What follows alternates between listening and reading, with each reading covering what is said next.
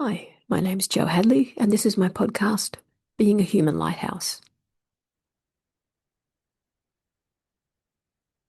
It's interesting, I got the idea of being a human lighthouse and the whole metaphor and image of being a lighthouse by knowing, I just knew and have known for a long time that we have souls, they're within us and they connect us to all that is. I've always been spiritual, or at least since my teens, have had this spiritual sort of calling. And I've always said I cut out the middleman. So, not that there's anything wrong with formal religions, but I've always just gone straight to the source because I figured it was within me and it was free for everybody, there for us all. It's a free source. And I didn't want my message being distorted by anybody else. So I've tried to cultivate that. It's not so simple. If it was that simple, we'd all be doing it. But as humans, we've accumulated our energy bodies, not only our own individual patterns, faulty beliefs, and traumas, but those of our collective society, the world, our community, our cultures, and it's passed down historically through our familial and paternal lines and maternal lines. And it's interesting that maybe 3 years ago, I started to hear the term lighthouse in the same way that I was using it spring up in many different groups that I was in. So it seems like lots of people were having the same intuitive understanding of cultivating our own inner light. And that was our purpose, just to cultivate our inner light, let it shine. And there are times where I feel like, wow, I've made so much progress and feel so peaceful and great. Then you go to the next level and then you feel like you've gone down the proverbial snakes and ladders, the snake of the snakes and ladders game, back down the bottom again. And I felt like that recently. I know I've made huge quantum leaps, especially in the last 5 years. Even in the past couple of years, I know I've made huge changes. But sometimes when you hit the next level, it feels like you know nothing. So I'm more and more aware that the more we connect to ourselves, the more that inner light can shine. But it has to get rid of and push out all these faulty beliefs and traumas and patterns that are blocking it. So, coincidentally, as you do more work going inward to find the light, you actually have to go through feeling and experiencing the letting go and witnessing of all the rubbish that's blocking that light.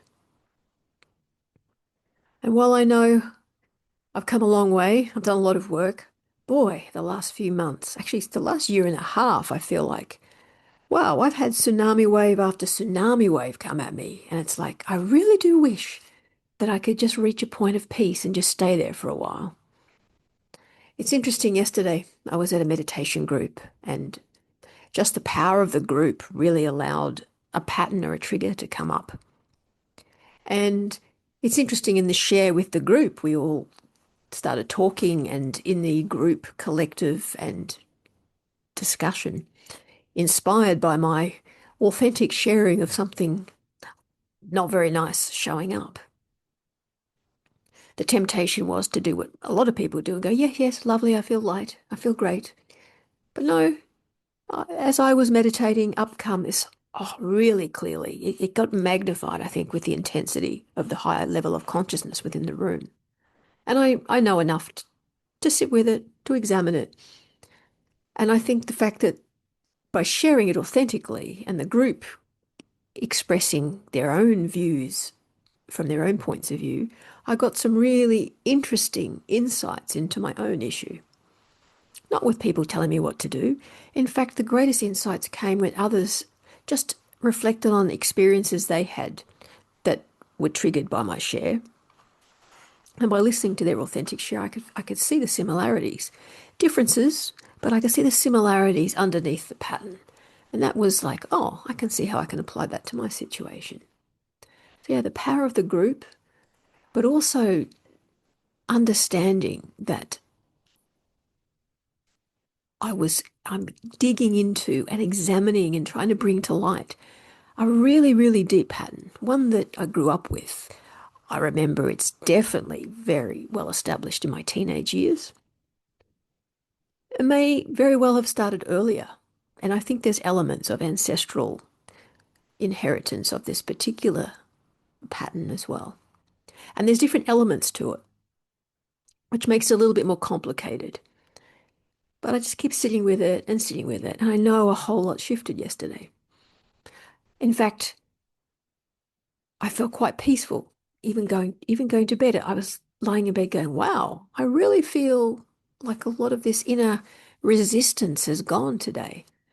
Oh, this is such a great feeling. But then I wake up the next day and the next layer has appeared. Of course, not as intense, but it's definitely there. It's like, oh, well, I did have some moments of peace. But of course, before it all came back again, I did a bit more inner work, shining the light inside, tuning in, doing an hour of meditation, doing some breath work, really tuning in to connecting with my heart center and my higher self. So when you do that, it increases the frequency and intensity of your own inner light. And as you cultivate it, the patterns that are of lower frequencies, lower intensities, just have to be pushed out. So I'm assuming that's what's happening again. I'm so committed to really going within, tuning into the light. But then as a consequence, up comes the next layer of rubbish to be examined. And what is this rubbish? We can also call them triggers. A trigger is anything on the external that triggers or provokes a reaction, emotional reaction within us. And if we're having an emotional reaction, well, if it's a reaction of love and peace and harmony, then it's probably not a trigger. And you probably want more of those. But triggers are usually ones that stimulate the more dysregulating emotions like anger, resentment, sadness, grief, guilt, shame, the unpleasant sort of emotions. And they do give us a clue that not only does it give us a clue that our nervous system is dysregulated and thus we won't be thinking properly, our physical body won't be working as efficiently, but it also gives us clues that there's a faulty belief or some pattern that is driving this. Because if we didn't have that belief, we wouldn't have the emotional reaction to it. So what happens to us is not the issue, it's how we're responding to it. So I'm realizing that some of my situations from childhood are reappearing in a slightly different form, but I understand the underneath pattern. I mean, that's a huge step, even seeing that it's related to a childhood pattern. Anybody that's done that has at least made huge steps. Just being aware of it isn't always the case, doesn't always make it disappear. I know that earlier in the week, I remembered with this particular issue, I was walking to work and my mind was rehashing and rehashing. It was going around and around circles with the same resenting, annoying thoughts. And I paused and thought, what's going on in my body as I'm thinking these thoughts over and over again? And I just noticed the sensations that were there and just allowed them to be and observe them. And so fascinating. Within a few minutes, they're really annoying circular thoughts that kept going around in loops. Like they're like greyhounds chasing the rabbit on a greyhound track, around, around, around, around. Stopped. That was so nice. Again, it was this peace there. And it reminded me that every time I have thoughts that are just going around in circles, remember to pause. Ask your body what's going on there right now. Can you stay with that sensation?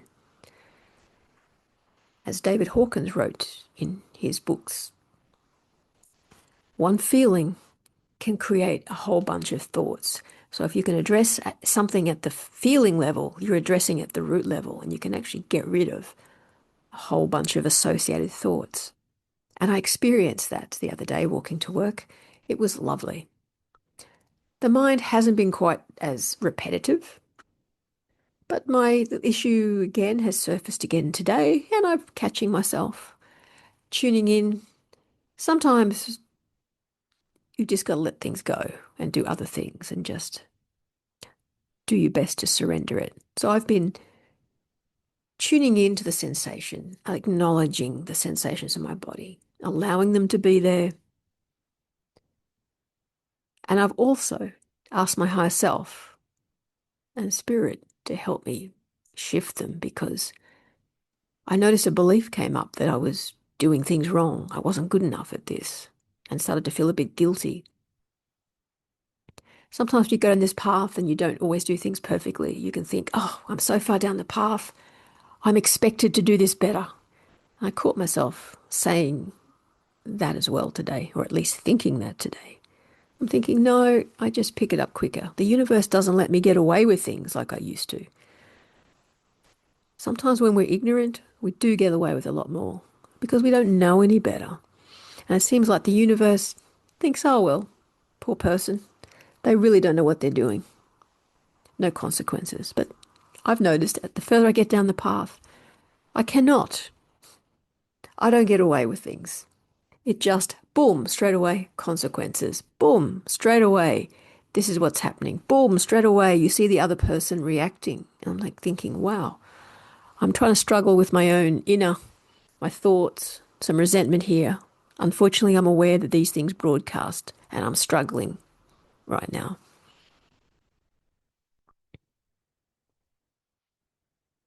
A couple of issues that have risen in my life that I've been struggling with and having this resistance to, they're quite old patterns.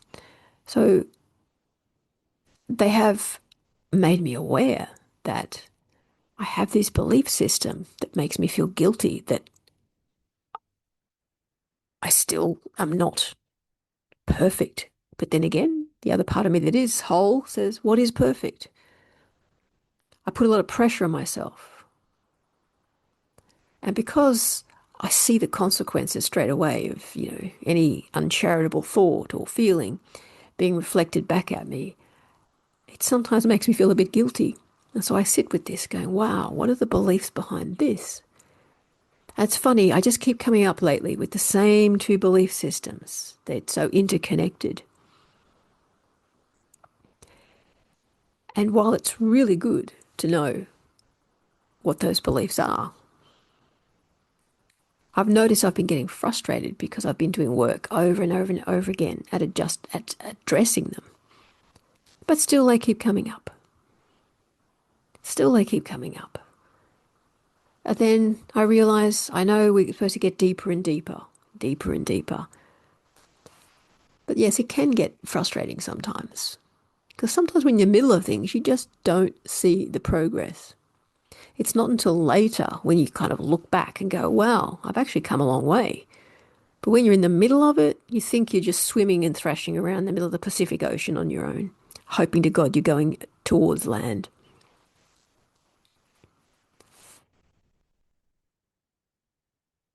So today is more about just acknowledging and allowing and admitting that, wow, some of these patterns, you can feel frustrated. But I try to give myself compassion and knowing that I'm doing the best I can, knowing that my personality always wants to be ahead of where it is.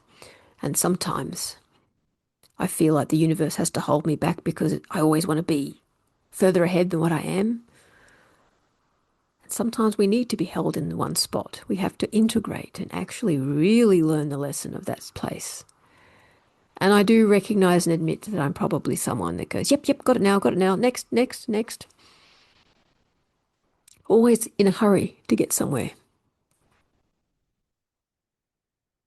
Yet, when we're going towards our inner being, there is no somewhere else to really be. It's more just learning to be with ourselves and be okay with ourselves, even when the not so good stuff arises.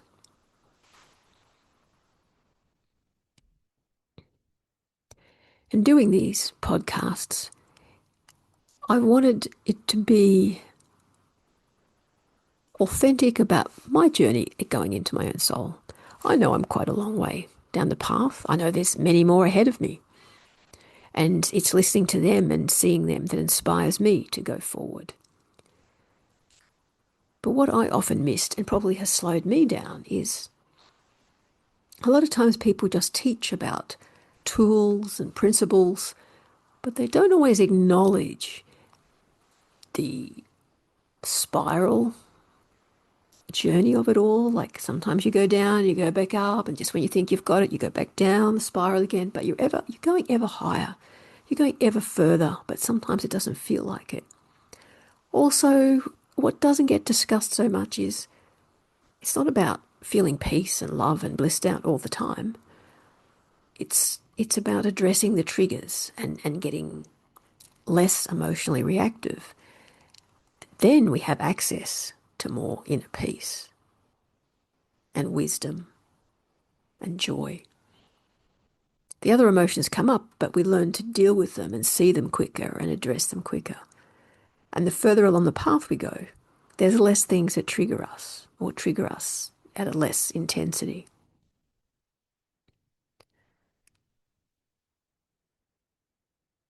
To truly be a master would be to have the things that used to trigger you still be present, but they no longer evoke the emotional reaction. You can see it from a higher perspective. And I know with myself, I've been really good with a lot of things in the last few years at seeing things from a higher perspective. I've actually been very proud of myself. But lately, I've just got these couple of things that, it's funny that when you're really hooked in it with these emotions, it's a real struggle to see it from a higher perspective. It's tricky, and I can feel myself kind of stuck to the grotty, tarry, messy, smelly mess of the issue. But I have compassion because I'm a human being. And we have to actually, no one does this for us. No one can take it away for us. People can assist us and help lift us up as we do it ourselves. But no one can take this stuff away for us. So I know this, a lot of work gets done when I listen to people who are further along the journey than me, because they lift my frequency up so I can just see myself from a high perspective, and it gives me a bit of an energy boost. But an opposite effect is when I'm not listening to other inspirational speakers or teachers or guides, it can seem hard because I'm just not being given that boost, that lift. And today's about acknowledging the not so easy parts of walking the inner road. It's often talked about bliss and inner peace and joy. And that's true. We do experience more of it the deeper you go. But to get there, you've also got to walk through the mud, the dirt, the toxic patterns and beliefs and traumas that have held us back for so long. And that's not always easy. It has to be done slowly sometimes. So with today's meditation, I'm going to do slightly differently. So if you'd like to do the meditation with me and assist yourself in connecting to your higher self, feel free. I invite you to just sit back in the chair, or if you're lying down, get yourself comfortable. I invite you to close your eyes if that's okay. And if you'd like, you can place your hand over your heart area. This allows us in our consciousness to be a bit more aware of this area, which is a really, really important part to accessing our higher self. So just feel your feet on the floor. Just really connect into the ground. You can wiggle your toes if you like. You can imagine roots growing to the center of the earth, and you're tying yourself to the center of the earth so you're truly grounded in the physical plane. Then, with the cord going to the center of the universe, to the singularity, plug yourself in to source energy. Everything is part of this source energy, even the earth. But it's the matter or the structure or the physical form that comes out of this seemingly nothingness of all that is.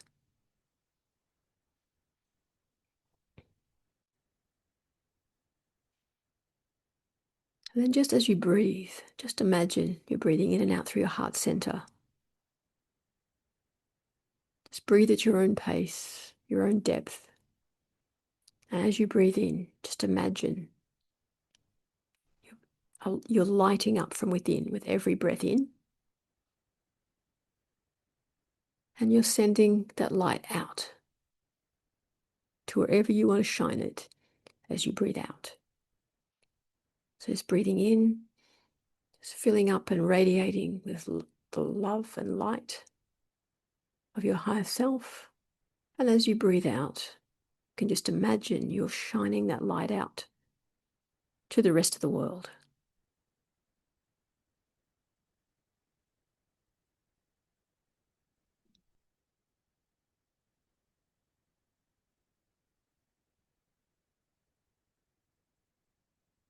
And just imagine every cell in your body lighting up with this light of your higher self, source energy within.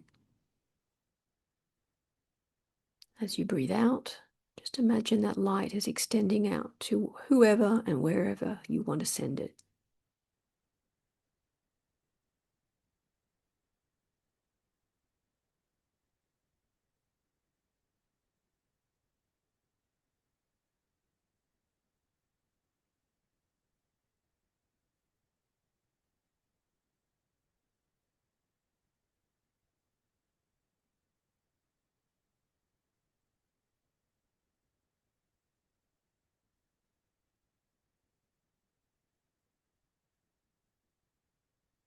And as you allow every cell in your body to bathe in this inner light from your own soul, your own higher self,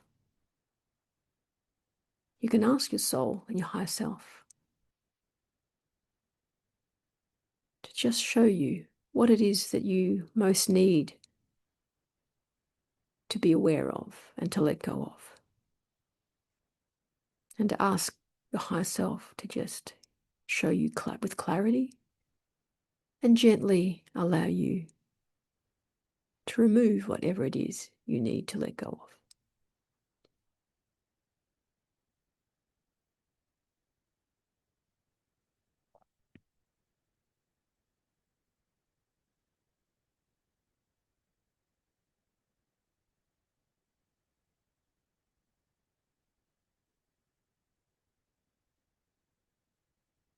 What is the next step that would help you the most to getting closer to your own soul?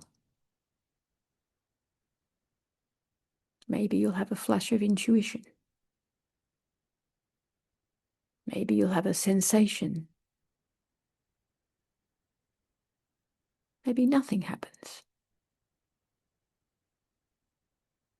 Everything's okay.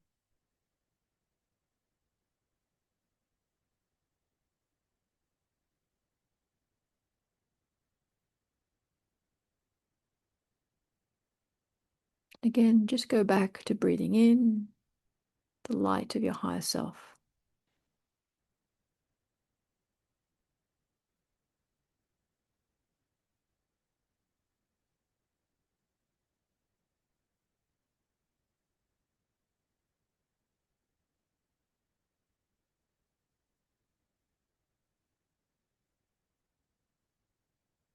And again, just connect your feet to the ground. Just allow any extra energy to just go out of your body, through your feet, through the floor, back to the center of the earth.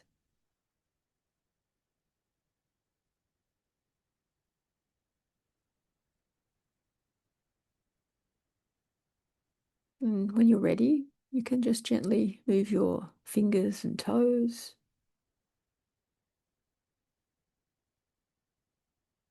And open your eyes.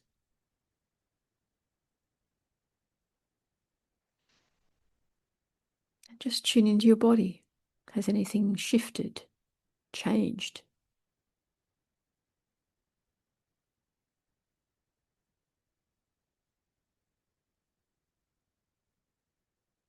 Know that the more we access our own inner light, the more some of our triggers will emerge. Our resistances and patterns will emerge because once we get closer to our soul, the low energy vibrations that represent our faulty beliefs and our patterns can no longer exist. So if a lot of things come up, just make sure you're grounded, taking care of yourself, get the assistance of a therapist if you need one,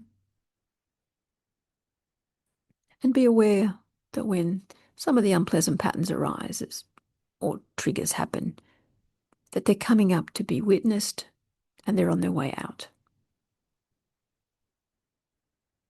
But having been through this, I know it can be unpleasant. So sometimes you need the assistance of someone who can give you space, who can hold you in a safe space. And sometimes that's a therapist. Sometimes it can be a friend. Sometimes it can be a support group. As long as we're looking after ourselves and having support when some of these triggers happen, these emotional reactions happen. A lot of work we can do on our own, but we also need to be held by others. Not physically sometimes, but emotionally, spiritually. So take care of yourself. Tune into your heart to know what's right for you and what you need to get back into balance and wholeness. And I'll talk to you next week.